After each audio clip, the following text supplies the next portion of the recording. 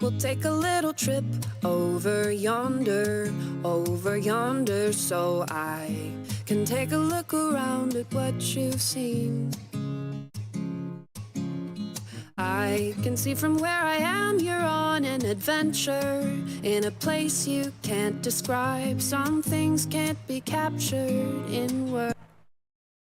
Alright, hello mga kamat learner, isang magandang araw sa inyong lahat. Ito pa rin ang inyong abot kamay na mga teacher, si Sir Ash, at welcome mga grade 9 students sa ating live discussion for the quarter 2 of module 3. Let's just check muna kung alright.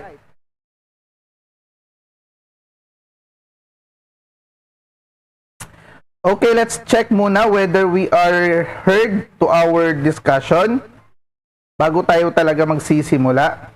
Kung bago ka pa sa channel na ito, feel free to hit that subscribe button and notification bell para maging updated ka sa mga live sessions and videos na ating ilalabas sa channel na ito. Of course, we are trying to share or to help those students na merong kahirapan sa mathematics, lalong-lalo na sa ating mga junior high school students. Okay, so I hope I am heard, my dear math learners. Rinig na rinig ba ako o hindi?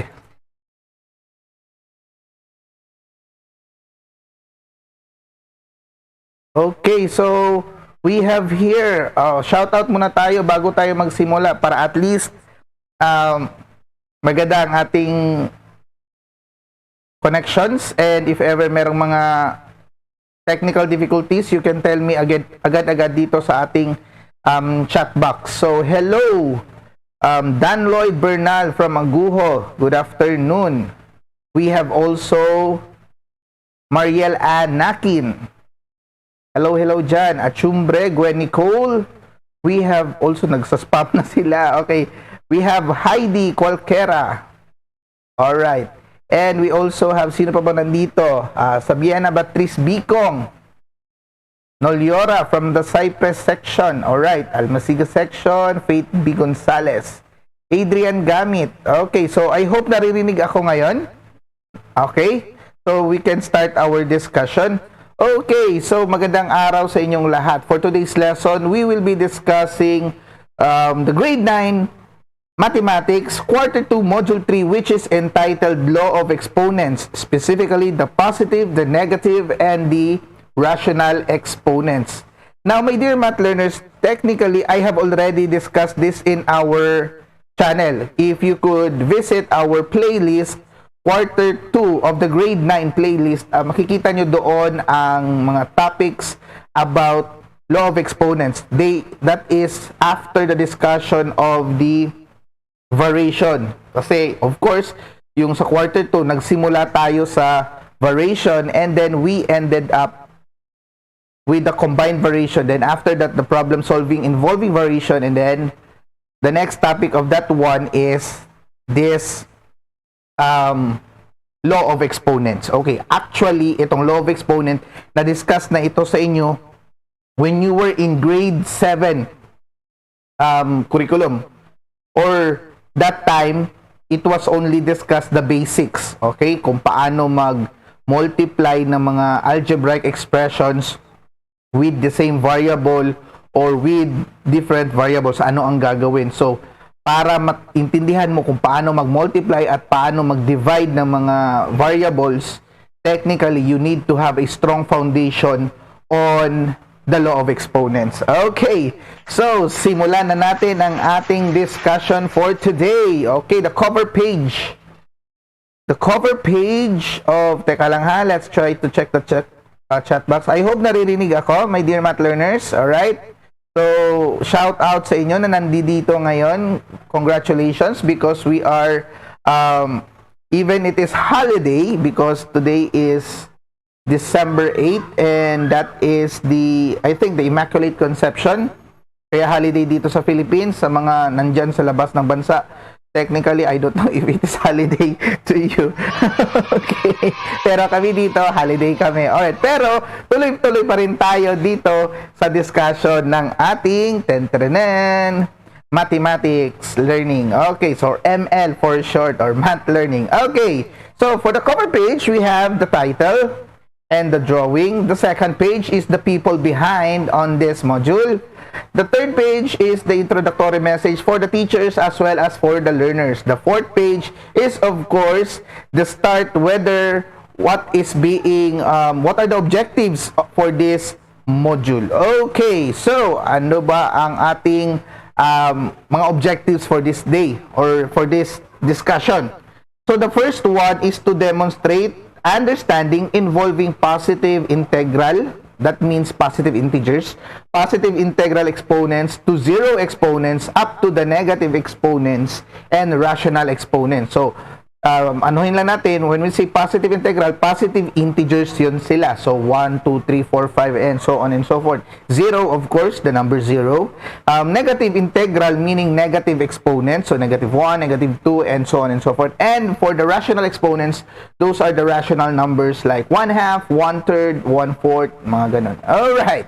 Next, applies the laws involving positive integral exponents to zero and negative integral exponents and rational exponents. So, we will be discussing madaming klase ng mga batas dito. Batas ng exponents. Ayun. Okay. So, we have also the final objective, which is to simplify expressions with rational exponents. Okay, after the objectives, you will have your pretest, which is the let us try. And in this pretest, that is only there for you to be tested kung meron ba kayong prior knowledge about this one, especially kung meron pa kayong na iintindihan sa lesson ninyo sa grade 7, tapos ngayon tinetest kayo ulit whether you still remember those topics. Okay, so this is ABCD, multiple choice lamang ito, at these are 20 questions in all. Alright, next is the introduction. So that is the let us study part. So in this lesson, you will learn the concept of the law of exponents. So the knowledge and skills you have understand in the zero and negative and rational exponents, nandito lahat. Okay, as you go through this lesson, think of the following important questions. How do we simplify? Okay, how can we apply what we have learned in the real life setting? And to find the answer and understand each illustrative examples and perform each activity. Okay, so much for that. Okay, so basically, the part 1 of the discussion is the law of exponents itself. So ano ba ang mga rule na dapat nating sundin para ma-apply natin at masunod natin ang law of exponent. Okay, so we will start with the product rule. Ano ang sabi dito sa product rule? When you multiply like bases, we add the exponents. No. Question is, ano ba ibig sabihin ng base? So let's say we have here an example, palakihin lang natin. Okay? So we have here okay, parang kailan ko yata tanggalin itong black whiteboard natin. Okay, sorry for that one. Alright, so for this one, okay, I hope nakikita nyo. So as you can see, let's check muna whether may mga problema tayo sa ano. Okay, so dito sa product rule, as you can see, my dear math learners, pinakita dito, okay, we have 3x squared y cubed. So focus muna kayo dito, okay?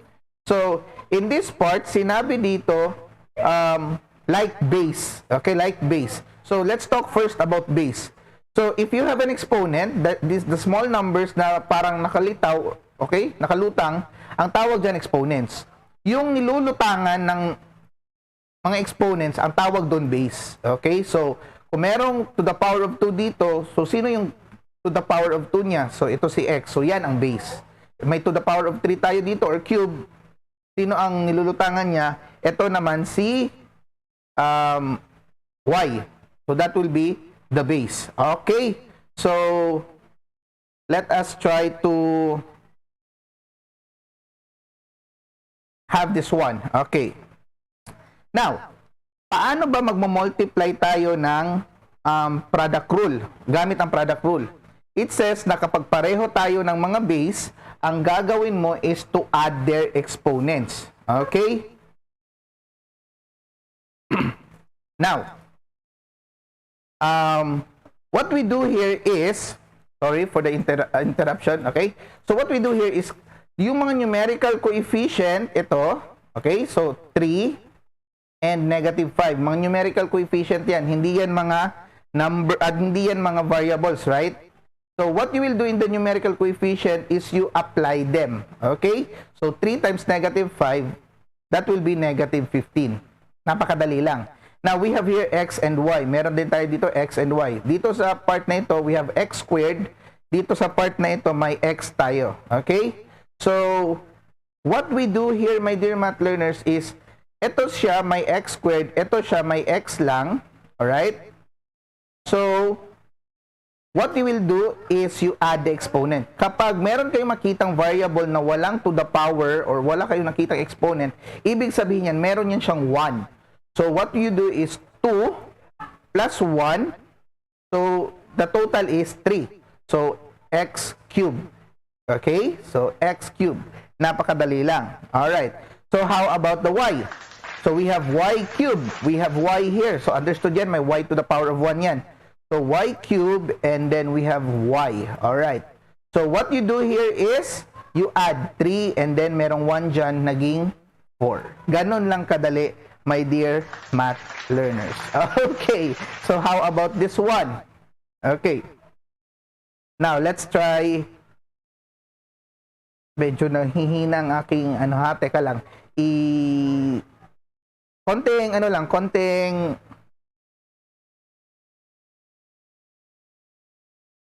interlude muna tayo, ha?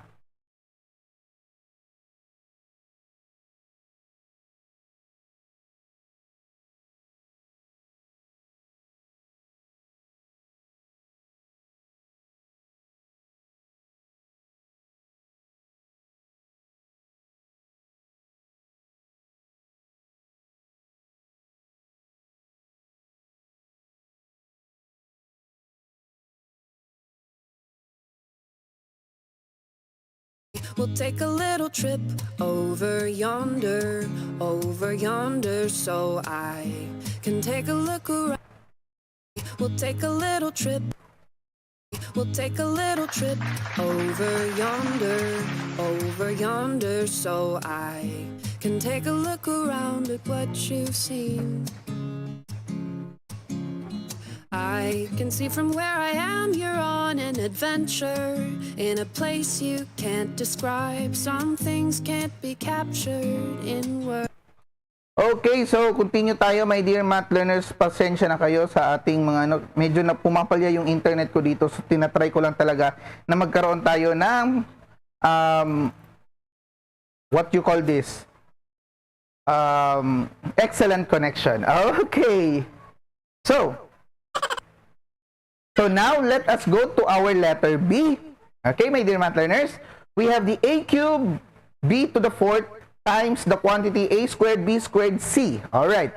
So dito meron tayong a at b. Dito meron tayong a, b, c. Of course, dahil si c ay walang ka-pair. So ang gagawin natin is you just copy the c. Okay, so c yun. Now, we have a here, a cubed. We have a squared, we have a cubed and a squared there. So what we do here is we add the exponent. So 3 plus 2, okay? Magiging a to the 5th power. And we have b to the 4th, we have b squared, we have b to the 6th power. So a 5th, b 6, b to the power of 6, ha? Okay. Okay. And we have c. Alright, so that is the final answer. Okay? Sorry, my dear math learners, manikes and meron pa tayo, medyo sinensure ko lang talaga yung ating connection for the discussion. Okay, so that is how you consider the product rule, my dear math learners. Okay, next. We have the power rule. Okay, ang ibig sabihin ng power rule is yung power, pinapower pa talaga. Power talaga. Okay. Okay, so what does this mean? The exponent has a quantity, we say, parang yung base may exponent tapos may naka-quantity pa, in exponent pa talaga. Okay, kaya parang sinabi na power to power ito siya. Okay, that is known as the power rule. So, in the power rule, what do we do? Okay, so ito ang sabi. When we raise a base to 2 exponents, dalawang exponent, excuse me, we multiply those exponents together. Okay, sa product rule, the same base with different exponent, i-add ang exponent. Pero sa power rule, a base with two exponent, what you will do is you multiply the exponent. Okay, so we have here the quantity negative c to the fifth power to the power of 2. Okay, so what you do there is, it means na si negative c to the power of 5 ay i-multiply sa 2, yung mga exponents nila. So 5 times 2, that is 10. Okay, so my dear math learners, let me emphasize also this one. Okay, negative c to the fifth power, it means na si c ang base, hindi negative c. Ulitin ko ha, si c ang base, hindi negative c. Unless kung ang nakasulat dito ay negative c, tapos serado dito, okay, tapos serado dito, and then to the power of 5, then that means negative c times negative c times negative c times negative c times negative c. Pero dito, negative c to the power of 5, it means na si c lang ang merong ano dyan. Okay? So, what do we do here? It means that our negative c will be multiplied, the exponent will be multiplied by 2. So, therefore, naging positive c to the power of 10. Yun siya. Okay, ganito lang ang ano niyan, my dear math learners. Pakita ko lang sa inyo sa whiteboard natin ha, para mas maintindihan nyo talaga. Okay? Okay, let's show the whiteboard. Okay, so ganyan. So, we have here negative c to the 5 power to the power of 2. Anong ibig sabihin nito? It means na dalawang beses mo daw itong isusulat. Okay? So, that means negative c to the power of 5 times negative c to the power of 5. So, if this is the case, they have the same base, right? They have the same base. Ang base ng 5 dito is only c, not negative c. Unless kung nakasulat siya ng ganito, negative c to the power of 5, then the whole base is negative c. Pero in this case, okay? Pero in this case, si 5 dito, si c lang ang exponent niya. So therefore, it means na since kapareho sila ng base, we copy the c, alright? Then we add the two exponents, that is 10. And since negative times negative, that is positive, then this is the final answer. Alright. Okay. Easy, right? Easy lang talaga, my dear math learners. Alright, so let's continue. So we have the next example for the power rule. We have here negative x to the power of 3 to the power of 3. Okay, anong ibig sabihin nito? So it means that si negative x cube ay i-multiply mo tatlong beses sa sarili niya. So negative x cube times negative x cube times negative x cube. Of course, si 3 dito ay naka-exponent lang kay x, hindi kay negative x. Okay? So therefore, what we do here is you multiply. Okay? So 3 times 3, that is 9. Okay? And then, x, copy mo lang siya. Y negative. Of course, remember that negative times negative times negative is still negative. Okay. So, ganun lang kadali, my dear math learners. Okay? Easy, right? Easy. Alright. Now, let's continue. Okay, let's continue. We have now the power to product rule. Okay, anong ibig sabihin ng power to product rule? This means na when we have a product raised on exponent, we can simplify by raising each base in the product to that exponent. I'm sure medyo nalito kayo doon. Okay, so how does this well understood? Okay, ganito lang yan, my dear math learners. Kanina, isa lang, di ba? Isang base lang, tapos in-exponent pa. Ang isang base na may exponent, in-exponent pa. Yun yung power rule. So, product rule is that iba't ibang base, may base isa or merong numerical coefficient na isa, tapos merong variable na isa, tapos may another variable, tapos silang lahat ng grupo in exponent pa talaga. Okay, so ganito ang example. Anong gagawin natin dyan? Alright, so ganito yan siya. Since this is 2x squared y squared, ang gagawin mo, it means that this cube exponents or parang pinower niya si 2 si x squared at saka si y squared. So how does this happen? So 2 cube, what does that mean? 2 times 2 times 2, and that is 8. All right. So x squared kinube. Okay? Si x squared nagkaroon pa ng cube sa labas. So i-multiply natin ito. So 2 times 3 ang mga exponents. So that will become 6. So x to the power of 2 times 3, that is x to the 6. And we have y squared kinube pa, or nag-multiply pa tayo kay cube. So therefore, naging y to the 6 din. Kasi 2 times 3 is 6. So therefore, your final answer is 8x to the power of 6, y to the power of 6. Alright. So now, let us go to this next example.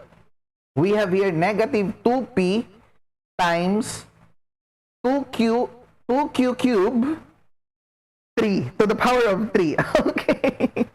Okay. So, paano mo siya i-multiply? Or paano mo siya i-simplify? So, of course, in the order of operations, you always solve first what is inside the parenthesis. Okay?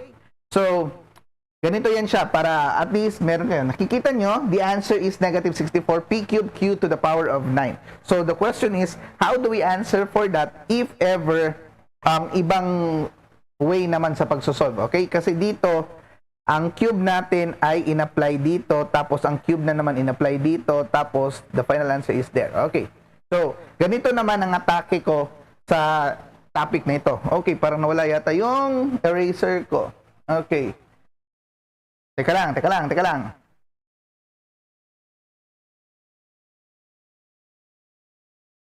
Okay. So, let's try here ha. So, negative 2, ang gagawin ko ngayon is i-multiply ko muna si negative 2p sa 2q cube. Okay? So, let's start first inside the bracket or inside the parenthesis. Alright. So, we have here negative 2. Sorry. Parang hindi ko pa yata napakita sa inyo. Okay. Ayan. Okay. So, we have here negative 2p times 2q cube and then to the power of cube. Okay. So, ang gagawin ko muna, my dear math learners, is isosolve ko muna ito. I will try to solve this one. So, negative 2 times 2, that is negative 4. P times q, hindi sila magkapareho. So, p q cube. Alright? So, that is already the final answer inside this parenthesis.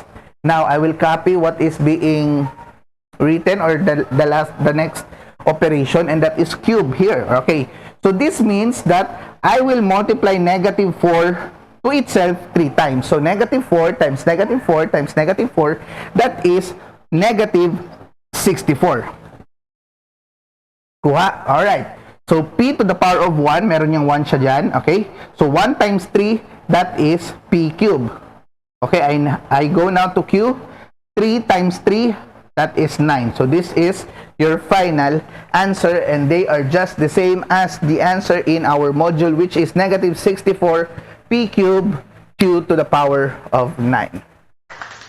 Okay, so napakadali lamang, my dear math learners. Okay, so next is the next rule. What is the next rule?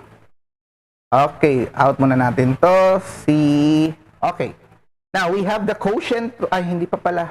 Power of a product. Tapos na tayo sa power of a quotient rule na tayo. Okay, so divide naman. Of course, in the product rule, we add the exponents. Kabaliktaran ang product ng quotient. So, if the product rule add the exponents, dito sa quotient rule, what we do is we subtract the exponents. The same base, you subtract the exponents. Okay. So, we have here example number 1 or A, that is x to the power of 6 over x to the power of 4. So, since pareho silang x, you copy x, then you subtract numerator to denominator ng mga exponents. So, 6 minus 4, and the answer is x squared. Okay, next. We have here, okay, 2 letters. Okay, palaki lang natin.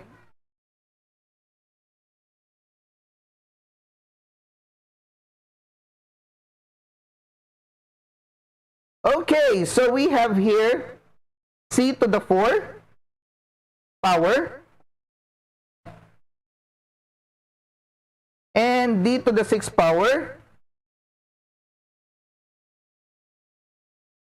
C over C squared D. Okay. So how do we do this, my dear math learners? Okay.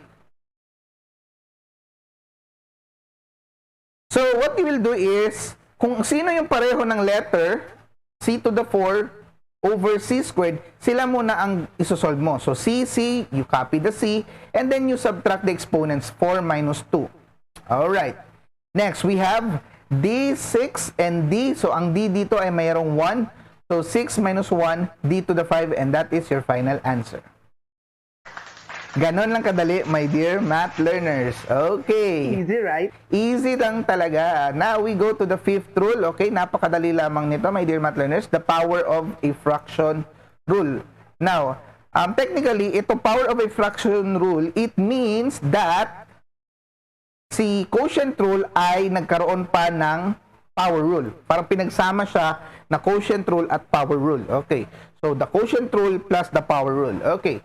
So, we have here a fraction. Okay. Tapos may exponent sa labas. Okay. What does this mean? Of course, palakihin natin ulit.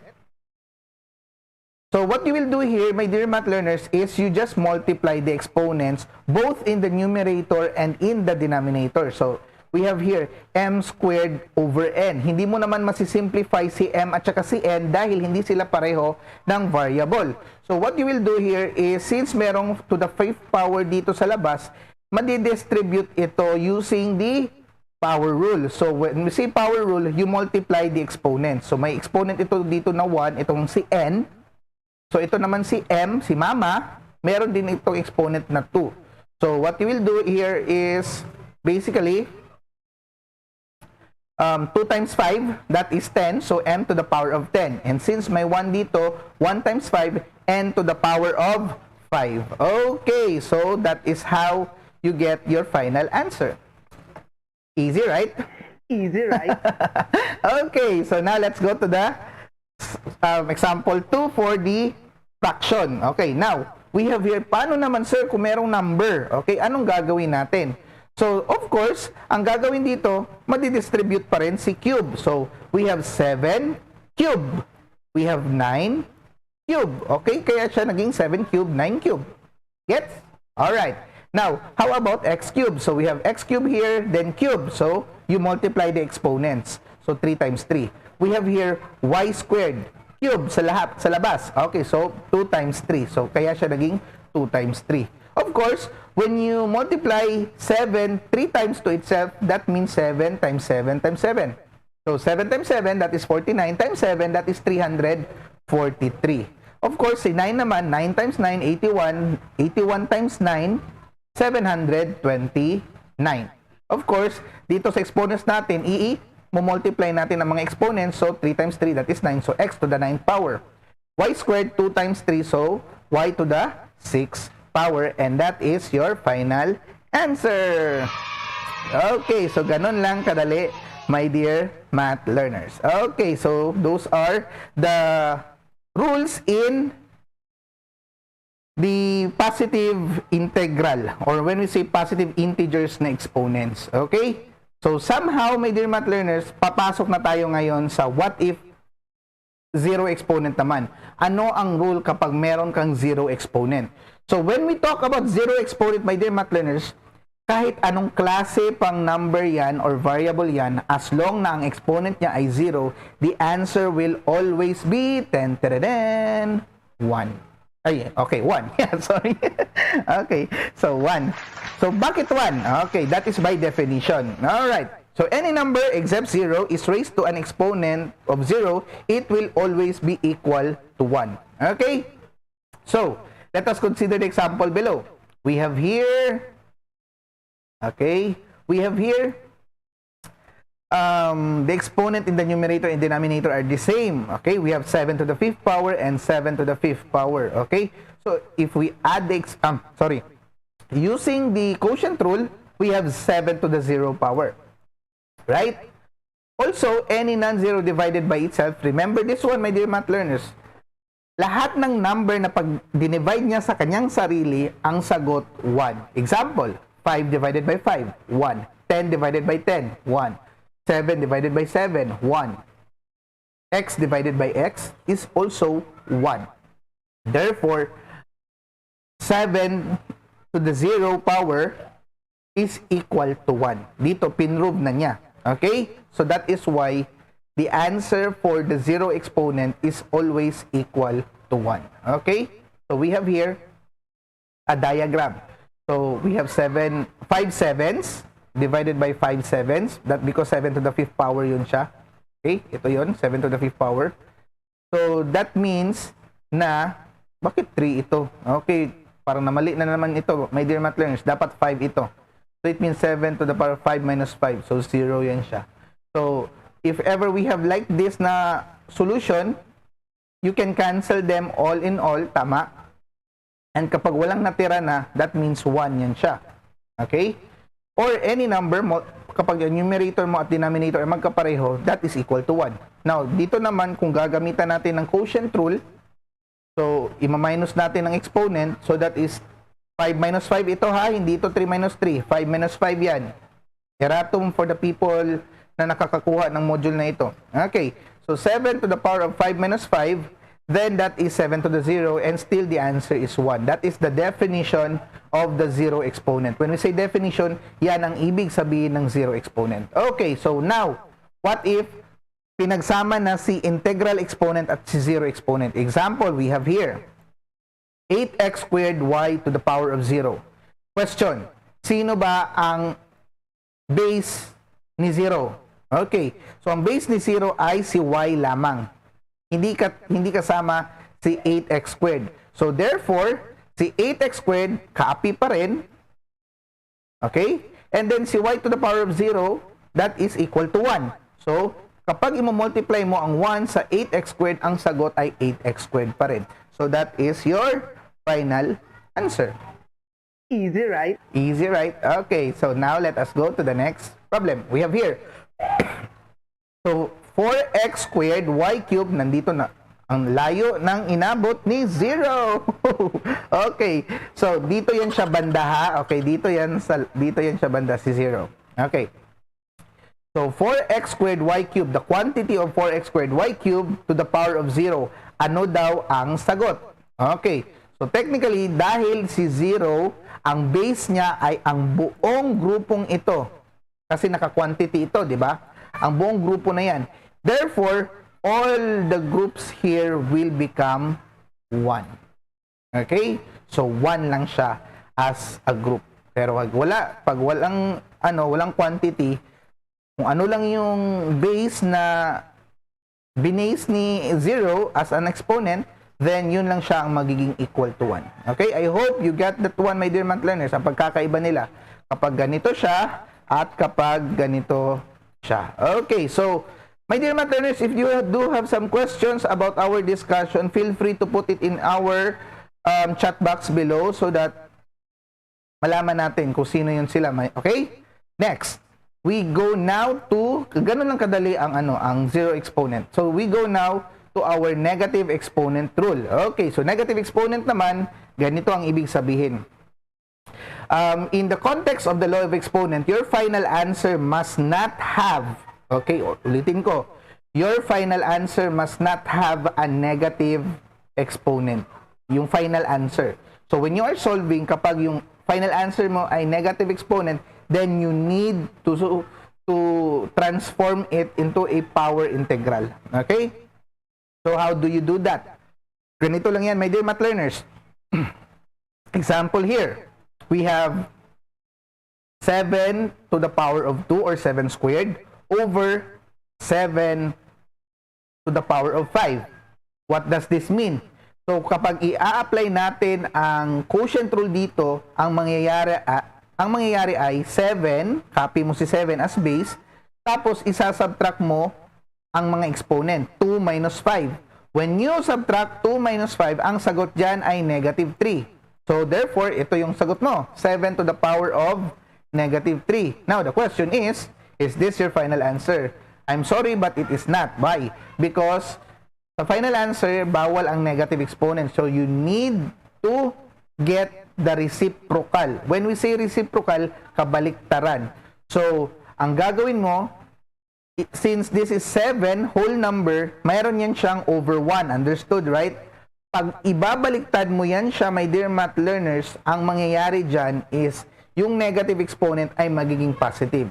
So, therefore, si 7, which is whole number, merong over 1. So, pag ibabaliktad mo yon, magiging 1 over 7. Now, dahil binaliktad mo na siya, yung sign mo din kay negative 3 ay mababaliktad din. So, magiging positive 3. And you will have your final answer as this one. Okay? So, 1 over 7 cubed. And this is now your final answer. Walang negative exponent. Alright? So, I hope you got that, my dear math learners. Alright. So, let's consider some examples. So, here, p to the power of negative 1. Anong gagawin? So, what you will do is you get the reciprocals of p. So, p over 1, kabaliktaran, 1 over p. Since your negative 1 is, of course, negative 1, pag babaliktarin mo si negative 1, that is positive 1. So, ito na mangyayari sa kanya. 1 over p to the power of 1. Pero, yung mga to the power of 1, hindi naman natin sinusulat yun. So, 1 over p na ang final answer mo. Okay? So, ganun lang kadali. How about letter B? We have here 3x to the power of negative 3. So, si negative 3, ang kanyang base ay itong buong 3x dahil sa quantity. So, therefore, ibabaliktad mo lang din ang 3x and that is 1 over 3x. Okay? 1 over 3x. Of course, si negative 3, dahil binaliktad mo na si 3x, magiging baliktad din ang sign ng negative 3 and that is positive 3. So, magiging 1 over 3x to the power of 3. Siyempre, isi-simplify mo pa to kasi kailangan wala kang quantity sa final answer mo. So, you will apply your power rule here, product to power rule. So, 3 cubed, that is 3 times 3 times 3, that is 27. So, x to the power of 1, tapos may cube pa sa labas, so magiging x cubed. Okay, so final answer is 1 over 27x cubed. Hello, mga students yan. Junicio Cagadas. Nandito yan siya kagabi. Hello po. Alright. Now, we have now the C, letter C. 1 over 5m to the power of negative 2. Okay, ito naman. Sir Ash, paano i-solve or paano natin iwawala ang negative exponent kapag nandun siya sa denominator side? Of course, ganito lang kadali, my dear math learners. Siyempre, ang kabaliktaran lang niya. Kapag si negative exponent ay nasa numerator side, mawawala ang negative exponent kapag nilipat natin siya sa denominator side. Thus, that is what reciprocal means. Of course, in the counterpart, kung si negative exponent ay nasa denominator side, ilalagay mo lang siya sa numerator side at mawawala na din ang kanyang negative exponent. Example, we have here 1 over 5m to the power of negative 2. Dahil nandito sa denominator side, si negative 2, iaakyat lang natin yan sila sa taas. So, si 5m ngayon ay nasa taas na, pero si negative 2 naman, machi-change din. Magiging positive 2. So, si 1 dito, reciprocal lang din siya. Okay? So, ngayon, 5m to the power of 2, so that means 5 squared, 25. Kasi 5 times 5, 25. M squared is still m squared. So, the final answer is 25m squared. Easy, right? Okay, so now let us go to the last example here. We have the 144s cubed t to the negative 4, 9r to the negative 2s to the power of 5 t to the negative 2. Alright, ang grabe, ang dami nito. Okay, so paano to siya isosolve? Okay, dito naman my dear math learners, ang gagawin mo lang ay titingnan mo sino ang may negative exponent. Okay, sino ang may negative exponent. So, ito, ganito ang ginagawa ko dito na atake, my dear math learners. Kung sino yung may negative exponent, nililipat ko lang siya. Ibig sabihin, kung si R may negative exponent, nandun siya sa baba, ililipat ko siya sa taas para mawala ang negative exponent. Si T naman, kung merong negative sa taas na exponent, ililipat ko siya sa baba. Same goes kung nasa baba siya, ililipat ko din sa taas. Okay, dadahan-dahanin natin ito. Si 144, walang exponent. Okay? Of course, that is 1. Si 9, ang exponent niya 1 din. Okay? Pero walang negative. So, copy lang muna natin sila. Okay? 144 over 9. Kasi silang dalawa din naman ang magdi-divide later on. Kasi sila yung mga numerical coefficient. Okay, next. S cube. Positive. S to the 5th power. Positive din. So, okay lang. Hindi natin sila gagambalain. Okay. So, sulat lang natin sila. Next. R to the negative 2. Si r to the negative 2 nasa denominator side. So, ngayon, ang gagawin ko ay ililipat ko siya sa taas. Okay? Okay, para merong ano dito. Biglang, okay, nakalimutan dito ang negative na sign. Okay? Nakalimutan dito ang negative na sign. So, my dear math learners, I hope you are listening to this part. So, dito na part ha, may negative ito dito, okay? 1 over r to the negative 2. Parang breakdown niya lang muna, okay? Na-breakdown niya lang muna. Okay, so medyo, ano yata, di ba? Para medyo blurry or hindi klaro yung pagkaka-explain dito. Okay, so let me show you it. Let me show it to you. Sorry. Let me show it to you step by step. Okay. So, sulat ko muna ito sa whiteboard. Okay, 144 s cube t to the negative 4 s cube t to the negative 4 over 9 r to the negative 2 s to the power of 5 t squared t to the negative 2. Okay, so show muna tayo ng whiteboard natin. Okay, so paano ba siya i-solve? Ganito ang gagawin ko, my dear math learners. Lahat ng walang exponent na negative, isusulat ko muna. Okay? So, si 9, si x cube, si s to the 5th. Okay. So, yan lang sila ang walang negative exponent. Ngayon, next kong gagawin is, hahanapin ko yung mga merong negative exponent. T to the negative 4. So, dahil nandito siya sa taas, ilalagay ko siya sa baba. Para maging positive ang negative. Para maging positive ang kanyang negative na exponent. Alright. Si r squared, r to the negative 2 naman, ay negative dito sa denominator side. So, iaakyat ko siya sa taas. So, r squared dito. Alright. At meron pa ditong t to the negative 2. So, ililipat ko din siya sa taas para maging positive din siya. Okay. So, ngayon, I have now an expression na walang negative exponent. So, i-apply ko na yung mga natutunan ko sa positive integers. So, 144 divided by 9, that is 16.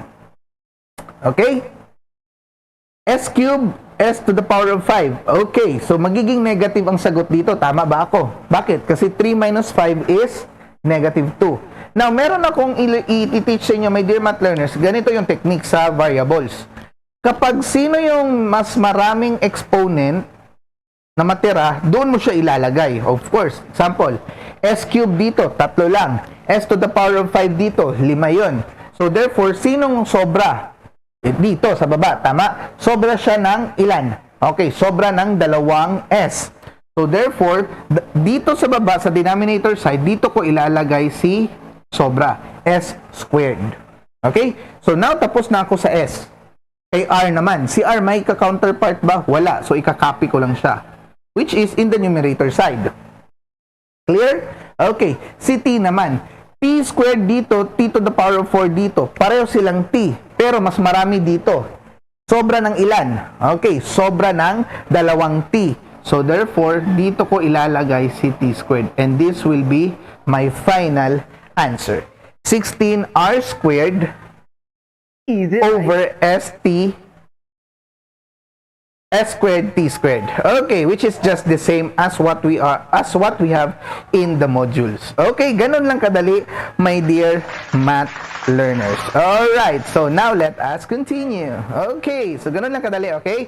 So if ever may mga questions kayo, feel free to put it in our chat box below. Okay, so we go now to our rational exponents, simplifying rational exponents. Now, ano ang gagawin mo kapag fractions naman ang meron sa'yo? Okay, of course, dahil exponents sa pinag-uusapan natin, maa-apply pa rin natin si product rule, si power rule, si quotient rule, si power to product rule, si power to quotient rule, and lahat. Okay? Zero exponent at saka si negative exponent. Ma-apply pa rin natin yun sila. Okay, so we have here 64 to the power of 3 over 2 times 64 to the power of 1 over 2. Dahil ito ay multiplication, of course, lakihin natin konti, okay? Dahil ito ay multiplication, ang gagawin natin is we copy the base, okay? Copy the base, and then we add the exponents. So, 3 over 2 plus 1 over 2. Anong sagot? 3 halves plus 1 halves. Since pareho sila ng denominator, ikakopy mo lang ang denominator at i-add ang mga numerator. 3 plus 1, that is 4. So, 4 over 2. Now, ang 4 over 2 ngayon ay pwede pang masimplify. So, 4 divided by 2 is 2. So, therefore, the final answer is 64 squared, or, pag gusto mo talaga siyang kunin ang, ano niya, ang value niya, 64 squared means 64 times 64. So, the final answer is 4,096. Easy, right? Alright, so now, let us go to the next example. What if divide naman? So, we have here 5 to the power of 1 half over 5 to the power of 1/3. Pareho silang 5, divide sila, so this is quotient rule. So, ikakopy mo lang ang base at ima-minus ang exponent. So, 1 half ang exponent sa numerator, 1/3 ang exponent sa denominator. So, 1 half minus 1/3, hindi mo pwedeng i-subtract ang hindi pareho ng denominator immediately. So, what you will do is you will use the LCD. Okay? Teka lang ha. Ayan. Okay, you will use the LCD. So, 1 half and 1/3 over 2 and over 3. Ano ba ang LCD nila? Of course, that is 6. Okay? So, if si 2 ay naging 6, ano nangyari? Nag-multiply tayo ng 3. So, sa numerator niya, magmo-multiply din tayo ng 3. So, 1 times 3, that is 3, giving you 3 over 6. Okay. So, 3 naging 6. Anong nangyari? Nag-multiply tayo ng 2. So, therefore, sa taas, ganun din ang gagawin natin. 1 times 2, and that is 2. Alright? So, you have now 3 over 6 minus 2 over 6. So, i-minus mo lang sila kasi pareho na sila ng denominator. So, 3 over 6 minus 2 over 6, that is 1 over 6. So, final answer is 5 to the power of 1 over 6. Easy, right? Easy, right? Okay, so now let us go to the next problem. We have the here. Okay, so simplify 3 to the power of 1 half times 27 to the power of 1 half. Now, ito na problema ngayon. Sir Ash, paano ba ito? Okay? Hindi sila pareho ng anong tawag dyan? Hindi sila pareho ng base. Okay. Hindi sila pareho ng base. So, anong gagawin pag hindi pareho ng base? Okay. Since ang rule na ito ay 3 to the power of 1 half, tapos ito naman ay 27. Since pareho sila ng exponent, which is 1 half. Okay? So, therefore, you can multiply, ito ang gagawin mo. You can multiply the exponent. Ay, sorry, the base pala. You can multiply the base directly. So, you copy the exponent. Okay? So, mangyayari lang ito sa ano ha? Mangyayari lang ito sa rational exponent. Hindi ito maa-apply sa anong tawag dyan? Hindi ito maa-apply sa positive integral rule. Hindi. Bakit? Kasi when we are dealing with fraction as exponents, it means that they have the same root. Okay? So, it means that they have the same root. So, if that is the case, my dear math learners, ang gagawin mo lang is, you copy the exponent and then you multiply the base. So, 3 times 27, that is 81. So, 81 to the power of 1 half. So, that will be your final answer. So, power rule lang yan siya. Next, we have the power rule pa rin. 2 to the power of 10, that is a positive integer lang, to the power of 1 half. And this is a rational exponent. So, anong gagawin? So, power rule is the same pa rin. Imo-multiply kung ang power, pinower pa, okay, or ang exponent, nagkaroon pa ng another exponent, what you will do is you multiply the exponents, right? So 10 times 1 half, that is 5. Because 1 half of 10 is 5. So 2 to the power of 5. That is the final answer. Now, if you want to simplify 2 to the power of 5, that means 2 times 2 times 2 times 2 times 2, and that is answer for 32. Alright. So, ganun lang kadali, my dear math learners. Now, how about this one? Okay, ito, tingnan nyo. We have here 2 to the power of 9. We have here 3 to the power of 6. Divide silang dalawa. Hindi pareho ng base, so therefore, hindi po pwedeng i-minus si 9 sa 6. Klaro tayo ha? Dahil hindi pareho ng base, hindi mo pwedeng i-minus si 9 sa 6. Okay. So, what you will do here is, since this is negative 1/3, so, baliktarin mo muna sila. Okay? Baliktarin mo. So, ngayon, teka, okay. Sige, try natin ito sa whiteboard natin. Okay? Try natin sa whiteboard. Wait. Alright. Okay, so we have here 2 to the power of 9 over 3 to the power of 6 to the power of 1/3. That is negative. Okay, show muna natin ang ating whiteboard. Okay, ayan. So, anong gagawin natin dito? Now, you can apply the power rule, yung fraction to power rule. So, you multiply this one, okay? But you can also get the kabaliktaran muna. So, there are a lot of ways to solve this one. So, for me, ang ginagawa ko is, binabaliktad ko muna sila kasi ayoko makakita ng negative exponent. Okay? So, kung pagbabaliktarin ko sila, magiging 3 to the power of 6 over 2 to the power of 9. Pero dito, 1/3 na ako. Hindi na negative 1/3 kasi binaliktad ko na. Okay? I already get the exponent, the reverse of the product rule of the negative exponent. Okay, so now I can apply the fraction rule, yung merong power to power sa fraction. So multiply the exponents. So I have 3, 6 times 1/3, that is 6 times 1, 6 divided by 3, that is 2. 2 to the power of 9, 9 times 1/3. So 9 times 1 is 9 divided by 3, 3. So, 2 to the power of 3 or 2 cubed. So, 3 squared is 9. 2 cubed is 2 times 2. 4 times 2, 8. So, 9 over 8 ang aking final answer. Now, let us check whether we are correct. Alright. So, we have the correct answer. Teka, out ko muna ito. Alright. So, we have the correct answer. That is 9 over 8. Easy, right? Alright, easy talaga. Now, we have now your part here as to you will be the one to answer the problems. Okay? So, we have here the let us practice, my dear math learners. Okay, teka lang. Medyo naghang yata si Ayan, sorry, medyo lumit ng lalo. Ayan. So, we have here, let us practice. Sana yun?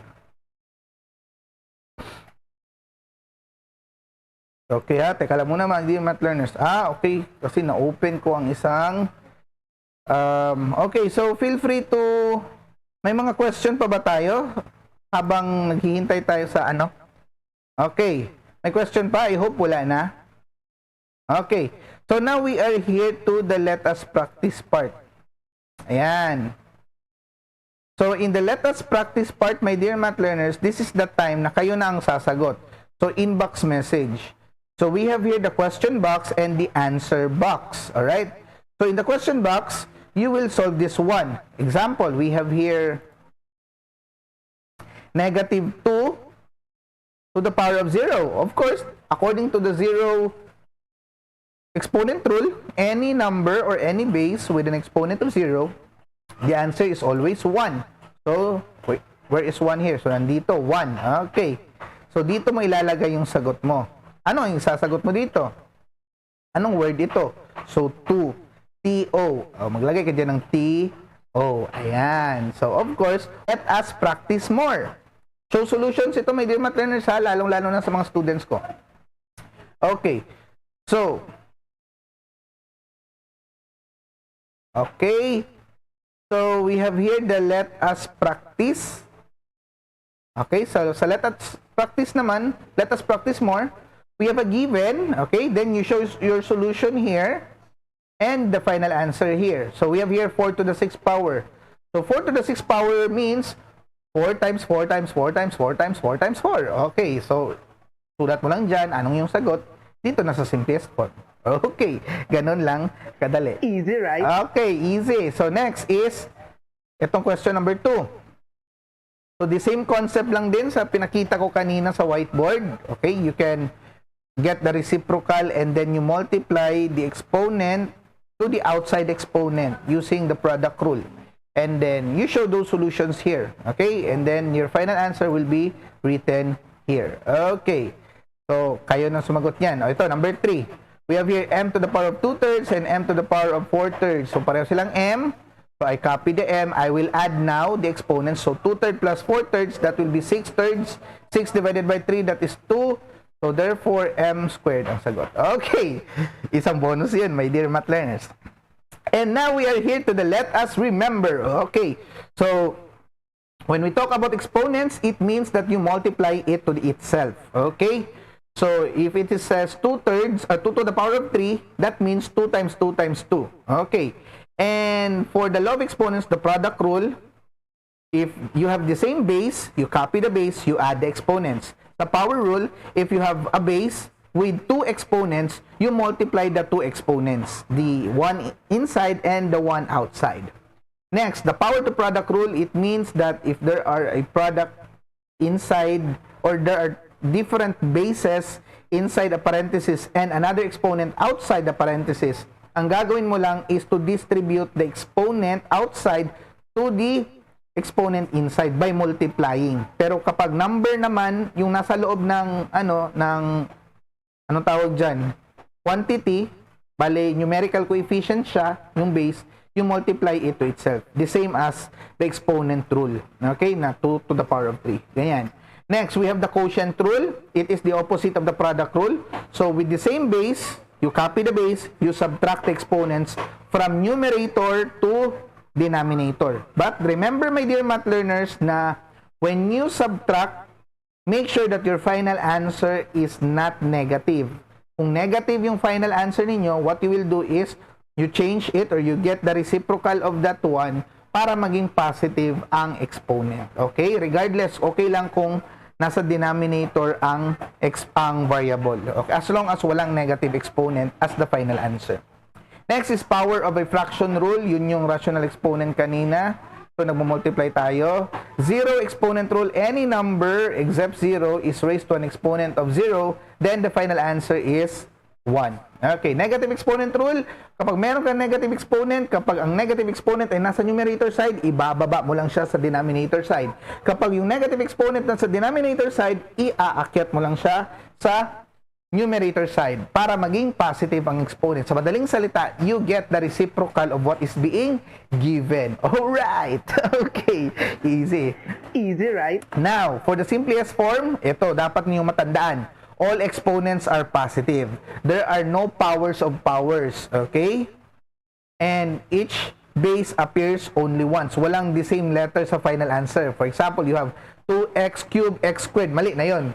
Bakit? Kasi dalawang x nagkasama. So, kailangan mo talaga siyang i-simplify. Isang variable lamang. And all fractions are in simplest form. Alright. Next, in simplifying expressions with rational exponents, make sure to follow the following. Apply the law of exponent, and when 2 or more rational exponents are present, simplify them using the operation of fractions, okay, or on fractions, if applicable. So, adding, subtracting, multiplying, and dividing fractions. So, my dear math learners, if you don't have any idea about the rules in adding or subtracting fractions, you can check out my videos in the elementary playlist as well as in the grade 7 playlist. May discussion ako doon about sa law ng mga rational numbers. Okay? Para hindi kayo mahirapan. O, ganun lang kadali, my dear math learners. So, pwede nyo balik-balikan ang mga gusto nyo matutunan sa math dito sa channel natin. And finally, we have the let us assess. This is the post-test. So, therefore, make sure or do your best to answer this correctly. Okay? Because this is the time na challenge na kayo ng module whether you have understood the topics that was being discussed in the previous pages. Okay, so ito ay 20 items ata. Alright, then let us enhance.